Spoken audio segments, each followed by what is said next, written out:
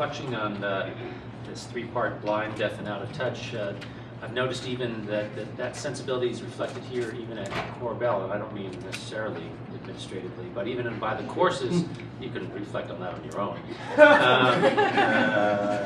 Even on the courses, I think of what I teach 10, 12 years ago, the fact that I teach and run a whole clinic on human trafficking, or the fact that I'm actually appalled that I actually have to teach a course on torture because it's now become a state-sponsored practice in the United States, and those are both popular courses that Korbel students take. It tells us something's gone awry, that in fact things like human trafficking and modern slavery and torture are part and parcel of so much of our society, both American society and worldwide society, that people like me have to take their time to actually have discourse. The very fact that I have to have a discourse about torture, to be honest, it's sometimes hard, very hard to fathom.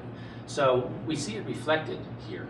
If you look around, by what courses you take, the things that you study, the things that you have to be concerned with. It's not by accident that we have to work on these issues.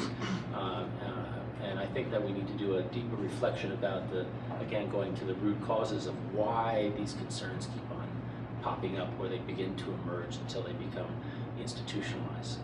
And when you have things like human trafficking or torture become institutionalized, that's clearly the canary in the mine shaft, I think. Our next speaker, our final speaker for today, is Sasha Brager. Sasha is also a lecturer in the International Studies program here, working with our undergraduate International Studies program. She got her PhD here, and she wrote her PhD thesis on the political economy of the international coffee industry. So I'm looking forward very much to your remarks. Thank you very much. Thank you to Rob and to Cord and Nicole for including me in this fantastic event. Can you guys hear me? Is that adequate? I hate this thing. Yeah, you want it? Okay, fine, we'll do it this way. Perfect. And so while this is warming up, my comments today, I could have titled this Things About America That Make Me Real Mad, but I decided to go Why Occupy, a case for protest by the numbers. And some of the comments made by my colleagues previously, the numbers that I'm going to show you here, really bear a lot on what other folks have said already. And I prepared the PowerPoint because I think the pictures really say a lot, and the data really speaks volumes about the incredibly complicated and horrible situation I think that Americans find themselves in today. So without further ado, I'm going to give you a case for protest here by the numbers. And again, these are facts and figures that have motivated me to occupy Civic Center Park. I've been co-opting my Labrador Retriever into coming down with me on the weekends, and he comes with his sign, I go with my sign. And these are some of the things that we have, well, he hasn't, but that I have found really motivating me to protest. So without further ado. Right, this first figure, right, speaks to the top 1%, the top 0.1%, and the top 0.01% in terms of income distribution. The top 1% has an average income of $1.1 million, while the bottom 90% averages about $31,000 a year. Now within the top 1%, as you might expect, wealth is further concentrated, such that the top 0.1% makes about $3.2 million a year, and the top 0.01% makes a whopping $27.3 million per year on average. This next slide speaks to changing income distributions and income shares over time. Right, the panel to the left shows the gains between 1979 and 2007 in real income for the top 1%. That's that really fancy red line on top of all the rest that's just going up, up, up. Right, the next one below with a slight increase over this period is the top 20%, and everybody else is moving in place, right, on DIA, on those like walking treadmills. Right, to the right, we see changes in shares of income. Right, you see the piece of the pie that the top 1% collects keeps getting bigger and bigger. The top 20%, right, to a lesser extent, and everybody else's share is declining over the same period, 1979 to 2007. This next one is probably my favorite slide I'm going to show you today. This is based on polling data. The top bar shows you the actual distribution of wealth in the U.S., the middle what Americans think it is, and the bottom what they would like it to be.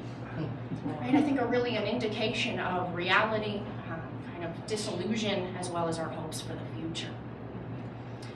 Right, this next one I hope will ring a bell. College tuition increases, 1981 to 2011. Right, over this time period, public four-year universities saw an increase in tuition of over 250%. Private four-year universities, not much better, at over 150%. Now here at DU, between 2005 and 2011, the per credit hour rate rose by a whopping 33%, from $771 per credit hour in 2005 to $1,026 per credit hour in 2011. And I know some of you are out there thinking that the faculty is just raking it in, but as it turns out, not so much, right? At public two-year universities, right, the faculty have not kept up with inflation. At public four-year universities, the faculty have not kept up with inflation. And at private not-for-profit four years here at DU, right, we're basically keeping up with inflation, right, while the rest of your tuition dollars is going who knows where. Okay.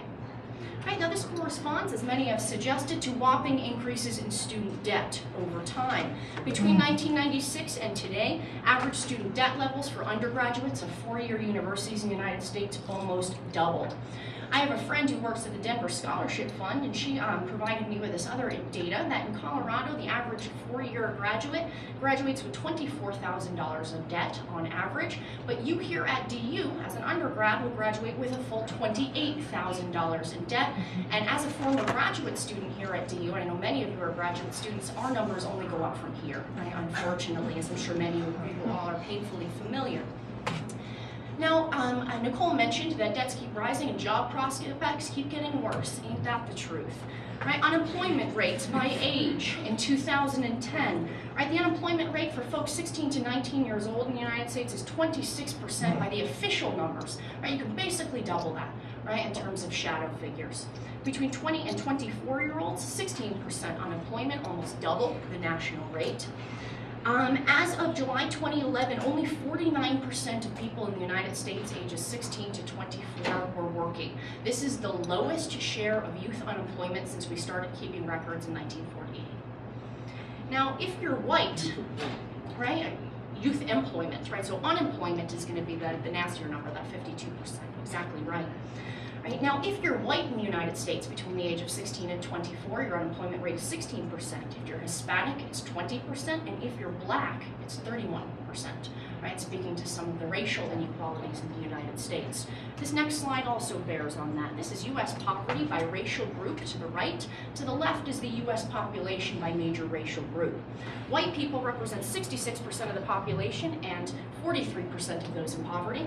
If you're Hispanic, you're 17% of the population, yet you're 30% of those living in poverty. And if you're black, right, your proportion of the population about 13%, right, while your odds of being in poverty are more than double that at about 24%. Right, the darker your skin color, the more likely you are to live in poverty in the United States, a really unfortunate social reality. Americans in prison, 1910 to 2000. Between 1980 and 2001, we added 1.6 million Americans to our prisons. Right, this is an increase of 300% of the U.S. prison population, and for those of you out there wondering, the U.S. population as a whole only increased 21% over that period. So we see an incredibly disproportionate increase of Americans who are incarcerated. As of 1999, the U.S. prison population exceeded the populations of the states of Alaska, North Dakota, and Wyoming. Right, the United States has 5 times more people in prison than the country of India, which, as you know, has 4 times our population in total. By 1998, a full 1 million people held in American prisons were non-violent offenders. Right, vast majority of these folks are being held on non-violent drug offenses. Right, and a good 15% are mentally ill. Right, you see this huge increase with the Reagan administration, right, and the war on drugs, right, as well as the decrease in funding for state mental facilities. Now, speaking to the why question that some folks have mentioned, one more slide here. Right, I also want to speak to the racial dimensions of our prison statistics. You're 8 times more likely to be in prison if you're black, and 3.5 times more likely to be in prison if you're Hispanic in the United States relative to whites. Now, speaking to the why of it, right, the odds of being a millionaire if you're a member of Congress are 1 in 2. The odds of being a millionaire if you're the rest of us are 1 in 22. Now, this is based on household income, not on personal income, so it skews the data just slightly.